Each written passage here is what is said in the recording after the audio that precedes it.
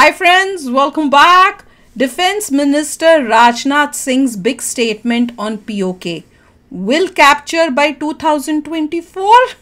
चलो देखें भाई, यही क्वेश्चन हर के दिल में है, दिमाग में है कि भाई कब इस साल नहीं तो क्या अगले साल कब होने वाला है, वही है। और स्टेटमेंट्स तो बहुत आ रही हैं और इस टाइप से आ रही है जिससे लग रहा है कुछ तो होगा भाई। तो चलो वीडियो शुरू करते हैं। वीडियो शुरू करने से पहले अगर आप चैनल पर नए हो और आपने अभी तक सब्सक्राइब नहीं किया तो जल्दी से पहले सब्सक्राइब के बटन और बेल आइकन को क्लिक कर लो ताकि आपको हमारे सारे न्यू वीडियोस की नोटिफिकेशन मिल जाए जैसे हम अपलोड करें। अगर आपको वीडियो पसंद आता है प्लीज लाइक शेअर। चलिए शुरू करते हैं। आता बघूया आपण, वाट बघू। कदाचित 2024 पर्यंत काहीतरी होईल, पाक ऑक्युपाय काश्मीर भारतामध्ये येईल अशी अपेक्षा करायला हरकत नाही, कारण या सगळ्या गोष्टी फक्त मोदी करू शकतात। हेलो फ्रेंड्स, मैं हूं गौरव ठाकुर और जैसे कि आपने अभी देखा, यूनियन मिनिस्टर कपिल पाटिल का ये कहना है कि पीएम मोदी की लीडरशिप में पीओके बाय 2024 इंडिया में मर्ज हो सकता है। अब तक कई सारे इंडियन मिनिस्टर ने मीडिया में ओपनली ये सिमिलर क्लेम्स किए हैं। बांग्लादेश के जम्मू कश्मीर के लोग ही चाहते हैं कि हम भारत का हिस्सा बने। Indian Army will carry out any order which has been given by the government of India. Bharat की संसद में पीओके को लेकर एक सर्वसम्मत प्रस्ताव पारित है कि वह भारत का ही हिस्सा था, है, रहेगा और आगे भी हम मानते रहेंगे। इनफैक्ट 26 जून 2023 को जम्मू एंड कश्मीर में हुए नेशनल सिक्योरिटी कॉन्क्लेव में पीओके के बारे में बात करते हुए हमारे डिफेंस मिनिस्टर राजनाथ सिंह ने ये तक कहा कि अब तक पार्लियामेंट में 3 बार पीओके को यूनिफाई करने के लिए रेजोल्यूशंस पास हो भी चुके हैं। बट अब तक जो सबसे इंपॉर्टेंट बात है ना, वो ये है कि पीओके की आवाम ने खुद ये एक्सेप्ट किया है कि यस, वो भी इंडिया के साथ जुड़ना चाहते हैं और पाकिस्तान के साथ नहीं। Pakistani revisionist moves would throw the whole world into ये पुराना कब का है? Pakistan has taken our freedom. ये है पीओके एक्टिविस्ट मोहम्मद सज्जद राजा, जो यूएन में यानी यूनाइटेड नेशंस में ओपनली पाकिस्तान के पीओके पर अत्याचार को बयां कर रहे हैं। गुड, इनको तो देखा है। From Gilgit-Baltistan are serving 70 to 90 years imprisonment for protesting against the plunder of our natural resources. और ये है another PoK activist doctor Amjad Ayub Mirza, जो अगेन आए दिन अलग अलग ग्लोबल प्लेटफॉर्म से पाकिस्तानी गवर्नमेंट द्वारा पीओके में चल रहे ह्यूमन और नेचुरल रिसोर्सेज के एक्सप्लॉयटेशन को क्रिटिसाइज करते रहते हैं। इनफैक्ट इन्होंने भी ये क्लेम किया है कि यस, पीओके की जनता इंडिया के साथ मिलना चाहती है और यही सेम अर्ज आप वहां पर पाकिस्तानी गवर्नमेंट के खिलाफ चल रहे प्रोटेस्ट में भी देख सकते हो। यानी कि friends, all in all PoK की जनता समझ चुकी है और पाकिस्तान से काइंड ऑफ परेशान हो चुकी है। बट यू सी, हमें कुछ प्रूफ्स चाहिए to claim that Pakistani government actually में पीओके को एक्सप्लॉइट कर रही है, बिकॉज बहुत सारे लोग कहेंगे कि ये प्रोपोगेंडा भी हो सकता है। You know, we don't care, हमें किसी को प्रूव करने की जरूरत है, part of our country. So जब हमने इस दिशा में थोड़ी सी रिसर्च की तो हमारे एक्सप्लॉइट करे ना करे पीओके इज आप पाकिस्तानी एक्सपर्ट्स और न्यू दिल्ली में based institute for defence studies and analysis IDSA द्वारा published Pakistan occupied Kashmir politics, parties and personalities, इस बुक में ये क्लियरली मेंशन है कि गिलगिट बाल्टिस्तान यानी पीओके का एक काफी स्ट्रेटेजिक एरिया जिसको पाकिस्तानी गवर्नमेंट ने हिस्टोरिकली काफी ज्यादा निगलेक्ट करके रखा है। अब इस बुक ने काफी फैक्चुअली रिप्रेजेंट किया है कि कैसे गिलगिट एक समय का फ्लरिश्ड रीजन हुआ करता था, जो कि आज पूरे साउथ एशिया का सबसे पुअरेस्ट और बैकवर्ड एरिया बन चुका है। लेकिन आखिर ऐसा क्यों? वेल, चलो इंडियन साइड ऑफ कश्मीर और पीओके के डेवलपमेंट्स को एक बार कंपेयर करके देखते हैं। देखो, ये है पीओके का मैप जिसमें मेजर एरिया है ये गिलगिट बाल्टिस्तान और ये छोटा सा एरिया है आजाद कश्मीर, जिसमें अकॉर्डिंग टू पाकिस्तान एक ऑटोनॉमस गवर्नमेंट रिसाइड करती है जो पूरे पीओके के इंटरनल अफेयर्स को मेजरली हैंडल करती है। बट एक्चुअली में ये सिर्फ एक पपेट गवर्नमेंट है क्योंकि मेजर पावर्स पाकिस्तान के पास है, जिसके बारे में हम आगे स्टडी करेंगे। लेकिन अब जरा इंडियन जम्मू एंड कश्मीर और पीओके को कंपेयर करके देखते हैं। स्टार्टिंग विद द बेसिक्स, दोनों कश्मीर में कंपेयर करने लायक ही नहीं है हॉस्पिटल और एजुकेशन में काफी डिफरेंस है। जेएनके में 2800 से ज्यादा गवर्नमेंट हॉस्पिटल्स हैं, वहीं पर पीओके में सिर्फ 23 है। जम्मू एंड कश्मीर में 35 यूनिवर्सिटीज हैं, वहीं पर पीओके में सिर्फ 6 है। सिमिलर डिस्पैरिटी आप एयरपोर्ट्स ले लो, मेडिकल कॉलेज ले लो, पर कैपिटा बजट एलोकेटेड, यार हमारा तो अब डेवलपमेंट शुरू हो रही है 370 हटने के बाद, आपको सिमिलर डिस्पैरिटी ही मिलेगा। यहाँ तक कि जम्मू एंड कश्मीर में एक fully functional railway network network मौजूद है, मगर पीओके में तो एक रेलवे लाइन भी एग्जिस्ट नहीं करती। अब जाहिर सी बात है, जिस रीजन में डेवलपमेंट कम होगा वहां पर लोगों के लिए भी कम अपॉर्चुनिटीज ही सरफेस करेगी। और इसी वजह से जहां पर जम्मू एंड कश्मीर का पर कैपिटा इनकम $1200 है, वहीं पर पीओके का सिर्फ $525 है। But guys, still it doesn't stop over here.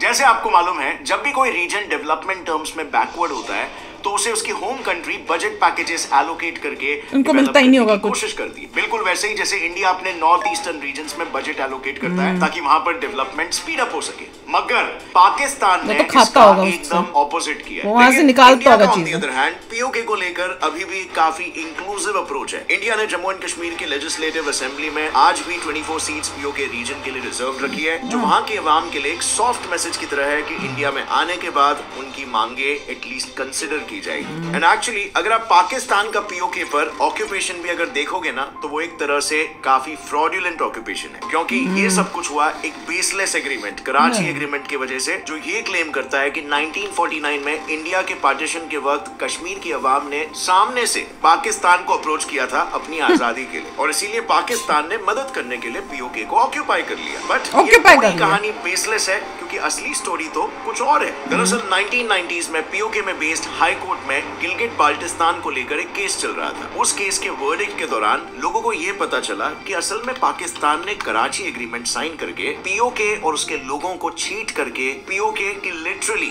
90% land पर अपना कब्जा जमा लिया। तो हुआ यूं कि 1947 में इंडो पाकिस्तान वॉर के दौरान हमारे तब के प्रधानमंत्री Jawaharlal Nehru instrument of accession लेकर यूएन की मदद मांगने गए। इस डॉक्यूमेंट से इंडिया को जम्मू एंड कश्मीर मिलना श्योर शॉट था, क्योंकि इसमें क्लियरली मेंशन था कि कश्मीर के राजा हरि सिंह ने कश्मीर की ऑटोनॉमी इंडिया को दी है। बट इसे काउंटर करने के लिए पाकिस्तान ने धोखे से एक फेक एग्रीमेंट बनाया, जिसके लिए रातों रात एक लोकल पॉलिटिशियन / लॉयर सरदार इब्राहिम खान को आजाद कश्मीर का प्रेसिडेंट बना दिया गया। इसी के साथ उस एग्रीमेंट में पाकिस्तान ने जम्मू कश्मीर मुस्लिम कॉन्फ्रेंस के चीफ चौधरी गुलाम अब्बास की भी साइन ली और ये पोर्ट्रे किया कि राजा हिंदू होने की वजह से इंडिया के साथ जुड़ना चाहता है। वही कर रहे ना, वही अपना हिंदू मुस्लिम गेम खेलते हैं। वो अपने लोकल रिप्रेजेंटेटिव्स यानी मुस्लिम कॉन्फ्रेंस के जरिए पाकिस्तान की मदद लेकर इंडिया से आजाद होना चाहते हैं। इस कराची एग्रीमेंट में क्लियरली लिखा था कि पीओके के गवर्नेंस रिलेटेड सब्जेक्ट्स को 2 पार्टीज में डिवाइड किया जाएगा। कुछ सब्जेक्ट्स पाकिस्तानी गवर्नमेंट के कंट्रोल में होंगे और बाकी के सब्जेक्ट्स सरदार इब्राहिम और जम्मू कश्मीर मुस्लिम कॉन्फ्रेंस के कोएलिशन से बनी पीओके गवर्नमेंट कंट्रोल करेगी। अब क्योंकि एक्सटर्नल अफेयर्स की मिनिस्ट्री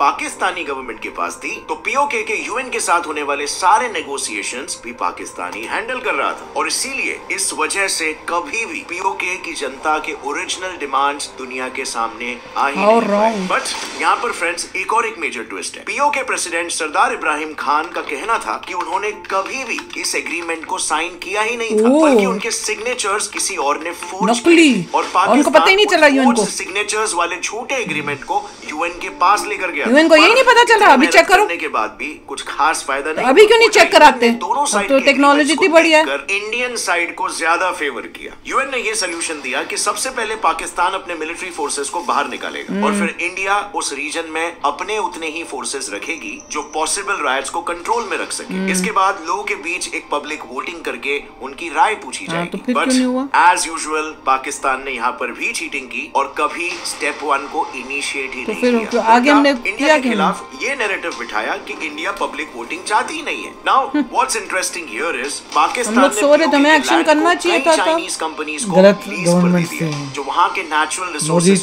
का बंदा होता है तो अटैक करके ले छोड़ते ही नहीं। इन्हीं सब रीजंस की वजह से ही तो पीओके के लोगों को पाकिस्तान से ज्यादा अब इंडिया पर भरोसा होने लग गया है और वो अब इंडियन जम्मू एंड कश्मीर के साथ अपना मर्जर चाहते हैं। नाउ इस मर्जर को एग्जीक्यूट करने के लिए इंडिया के पास मेजरली 3 तरीके हैं। पहला क्लासिक वे है इन्वेट करके पीओके को अपने अंडर ले लेना और फिर जैसे यूएन ने कहा था वहां पर एक पब्लिक वोटिंग रखकर उसके रिजल्ट के अनुसार डिसीजन ले, काइंड ऑफ उसी तरह जिस तरह रशिया ने क्रीमिया रीजन में जबरदस्ती किया था। 2014 की ये बात है। क्रीमियन इन्वेजन में रशिया ने वहां पर अपनी फोर्सेस को भेजकर मिलिट्री कैंप्स, एयरपोर्ट्स और बाकी इंपॉर्टेंट जगहों को कैप्चर कर लिया था, जिसके बाद उन्होंने क्रीमिया में एक रेफरेंडम / वोटिंग रखा जहां पर लोगों के पास एक ऑप्शन इंडिपेंडेंट होने का था और दूसरा ऑप्शन रशिया के साथ जुड़ने का था। अब Crimea being a Russian speaking majority area, referendum में रशिया के मुताबिक 97% लोगों ने रशिया के साथ जुड़ने का फैसला किया। मगर यहाँ पर एक प्रॉब्लम थी, यूएन ने रशिया की इस बात को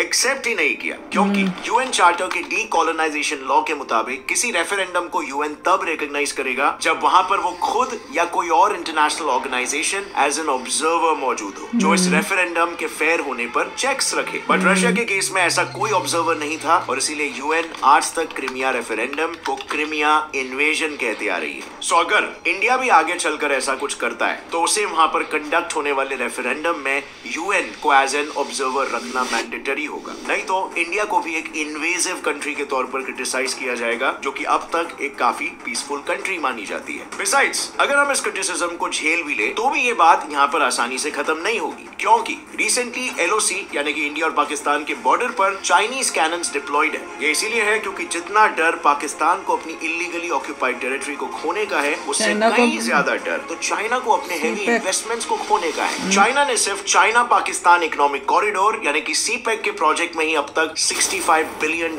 इन्वेस्ट किए हैं, जो मेजरली पीओके से होकर ही गुजरता है। अब चाइना को अच्छे से पता है कि पाकिस्तान फिलहाल उस इकोनॉमिक कंडीशन में नहीं है जहां पर वो सारे इन्वेस्टमेंट्स को रीपे कर पाए, और तो और अगर इंडिया उन चाइनीज इन्वेस्टेड प्रोजेक्ट्स पर कब्जा कर लेती है तो उसके सारे पैसे वेस्ट होने वाले हैं, और इसीलिए अपनी टेरिटरी कोटिंग पाकिस्तान और अपने इन्वेस्टमेंट्स को बचाने के लिए चाइना अब पाकिस्तान के साथ मिलकर इंडिया के अगेंस्ट एक 2 फ्रंट वॉर लॉन्च कर सकता है, जिसमें इंडिया के लॉसेस होने के अच्छे खासे चांस है, और इसीलिए इंडिया के लिए फिलहाल ये एक वायबल ऑप्शन नहीं है। अब दूसरा जरिया जिससे इंडिया पीओके को यूनिफाई कर सकता है वो है पाकिस्तान के साथ एक पीस एग्रीमेंट साइन करके। 1867 में रशिया और यूएस में ट्रीटी ऑफ सेसेशन साइन हुआ था, जिसमें उस वक्त $7.2 मिलियन लेकर यूएसए ने रशिया से अलास्का पाकिस्तान के फिलहाल चल रहे इकोनॉमिक कंडीशंस को अपनी लैंड में पैसों से लेनी पड़ेगी, फाइनेंशियल ऑफर दे सकता है और ऑफिशियली बिना किसी वॉर के पीओके को अपने नाम पर कर सकता है। बट अगेन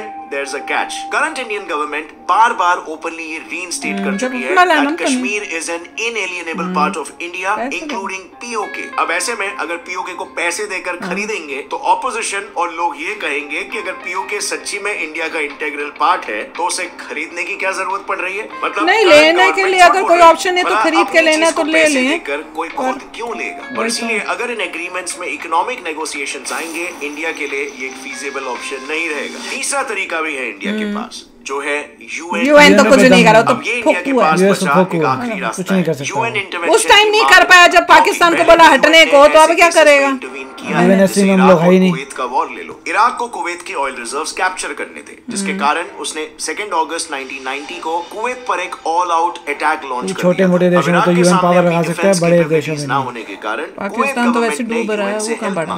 यूएन ने इंटरवीन करते हुए सबसे पहले इराक को अपने ट्रूप्स पीछे ले जाने के लिए 1.5 महीने का समय दिया, जो ऑर्डर्स इराक ने नहीं माने। सो इसके रिटेलिएशन में यूएन और एलाइड फोर्सेस ने मिलकर अपने फोर्सेस को ऑन ग्राउंड यूएन के मोस्टली फोर्सेस तो हम इंडियन ही होंगे पर अटैक लॉन्च करने के लिए। इन हेवी अटैक्स को देखकर कई सारे इराकी ट्रूप्स ने सरेंडर कर दिया, और 28 फरवरी 1991 में इराक ने वॉर में हारने के बाद सारी ऑक्यूपाइड टेरिटरी कुवैत को वापस दे दी। अब इस मेथड की खास बात देखो, इसमें कुवैत को खुद वॉर में उतरने की जरूरत नहीं पड़ी, and at the same time उसकी टेरिटरी भी सेफगार्ड हो गई, यानी कि सांप भी मर गया और लाठी भी नहीं टूटी। तो अगर पीओके के कॉन्टेक्स्ट में इंडिया भी इस मुद्दे को G20 जैसे इंटरनेशनल स्टेज पर यूएन इंटरवेंशन की मांग करता है तो ये काफी हेल्पफुल होगा। यूएन से हेल्प मांगने से इंडिया को अपर हैंड मिलेगा और यूएन इसे डिप्लोमेटिकली रिजॉल्व भी कर पाएगा। इंटरनेशनल स्टेज पर जाने के बाद बाकी कंट्रीज इंडिया का सपोर्ट कर सकती है because of India's good reputation. सभी को पता है इंडिया की क्रेडिबिलिटी आज पूरे दुनिया में किस लेवल पर पहुंच चुकी है, और वहीं पर पाकिस्तान की कितनी गिरती जा रही है। और इसीलिए मुझे ऐसा पर्सनली लगता है कि इंडिया को अब एक व्हाइट पेपर रिलीज करना चाहिए, यानी कि एक ऐसा ऑफिशियल डॉक्यूमेंट जो पीओके की ग्राउंड रिपोर्ट और प्रॉब्लम्स बताए, जिसमें स्ट्रेट फॉरवर्ड मेंशन्ड हो कि पाकिस्तान ने इंडियन टेरिटरी को इलीगली ऑक्यूपाई कर रखा है, और इससे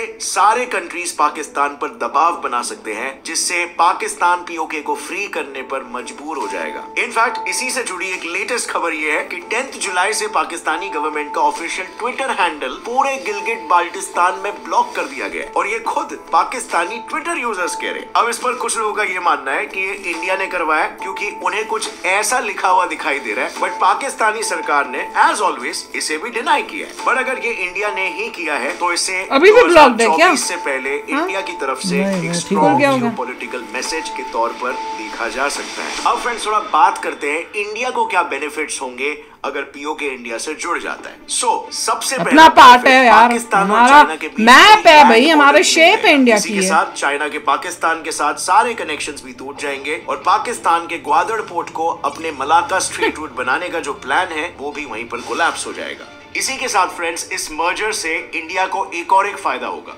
इंडिया की इकोनॉमिकल ग्रोथ के लिए सेंट्रल एशियन रीजन सीएआर के डोर्स ओपन हो जाएंगे। एक्चुअली अभी फिलहाल इंडिया ईरान में चल रहे INSTC यानी कि international north south transport corridor project से ही मेजरली सेंट्रल एशिया से ट्रेड करता है, और इसीलिए फिलहाल उस सेंट्रल एशियन रीजन से इंडिया का ट्रेड काफी कम है। अगर चाइना के कॉन्टेक्स्ट में देखें तो जहां पर चाइना सीएआर के साथ $100 बिलियन का ट्रेड करता है, तो वहीं पर इंडिया सिर्फ $2 बिलियन का ट्रेड करता है आज की तारीख में। और इसीलिए पीओके इंडिया का पार्ट बनने से सेंट्रल एशियन रीजन का मार्केट इंडिया के लिए खुल जाएगा और इंडियन इकोनॉमी को बूस्ट मिलेगा। मगर ये फायदा सिर्फ इंडिया यानी कि मेनलैंड इंडियन सब कॉन्टिनेंट को ही नहीं होगा, बल्कि पीओके में रहने वाले लोगों को भी मिलेगा, क्योंकि आर्टिकल 370 एब्रोगेशन होने के बस 4 सालों में ही Indian Jammu and Kashmir region में अब तक की हाईएस्ट इन्वेस्टमेंट रिसीव हुई है। और इससे आप ये समझ सकते हो अगर पीओके यूनाइट होता है तो वो भी कुछ ऐसे ही कुछ सालों में डेवलप होने लगेगा। और भाई कोई रीजन हो ना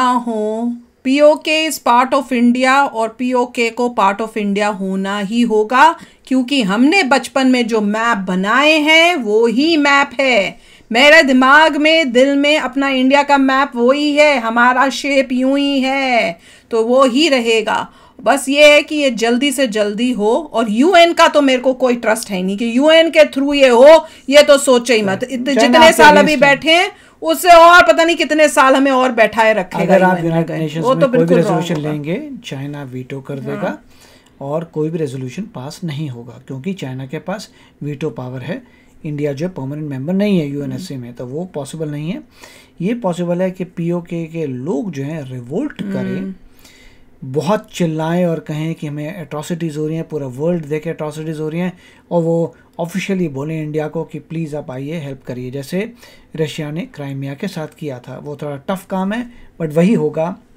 इस वक्त ये होगा, पीओके के लोग यूनाइटेड नेशन जाके चिल्ला रहे हैं, बता रहे हैं कि सबके सामने बोल रहे हैं, बोलेंगे ऑब्जर्वर आ जाओ, जो भी आ जाओ, हमें चाहिए, तब कुछ हो सकता है।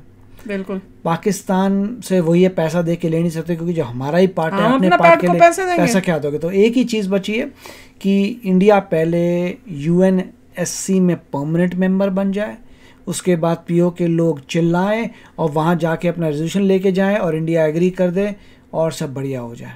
बिल्कुल, और जल्दी हो, क्योंकि उस वक्त भी लोग वीटो कर सकते हैं, मगर फिर भी चाइना जो है फिर भी वीटो करेगा। यूनाइटेड नेशंस का तो मुझे लग नहीं रहा। नेट रिजल्ट है पीओके का रिवोल्ट, और इंडिया का जाए और उसको बचा के लाए। नहीं, और इंडिया को बाकी कौन बोलता है, दबाव आते हैं नहीं आते, जब पीओके अपना है वो लेना पड़ेगा। हमें बाहर से जो भी दबाव आए उसको इग्नोर करके अपना वो स्टैंड लेके लेना ही पड़ेगा, नहीं तो प्रॉब्लम्स क्रिएट होती रहेंगी और बहुत टाइम लग जाएगा। और अब टाइम ऐसा है कि अब हमें जल्दी लेना चाहिए, वो पार्ट ऑफ बहुत टाइम हो गया कि लेके बैठे हुए हैं। मैं तो कहूंगा यूनाइटेड नेशन सिक्योरिटी काउंसिल में परमानेंट मेंबर बन जाए, उसके बाद तभी मेरे को लग रहा है उस एंगल में ही जा रहे हैं, क्योंकि जितना भी न्यूज आती है, पहले हम काफी कोशिश कर रहे हैं कि पहले वहां पे परमानेंट वीटो पावर आए और पूरा कोई प्लान बना होगा, और उस प्लान के थ्रू एक दिन हमें ये गुड न्यूज भी मिलेगी, जैसे 370 की मिली है। तो चलो फ्रेंड्स, शेयर करना अपने थॉट्स, चलते हैं, मिलेंगे नेक्स्ट वीडियो में बहुत ही जल्द। Till then take care and bye bye. तो अगर आप मेरे इस चैनल पे नए हो तो जल्दी से सब्सक्राइब के बटन को हिट करो और बेल आइकन को क्लिक करो, ताकि आपको मेरा जब नया वीडियो मैं लगाऊं आपको उसके बारे में जल्दी से पता चल जाए।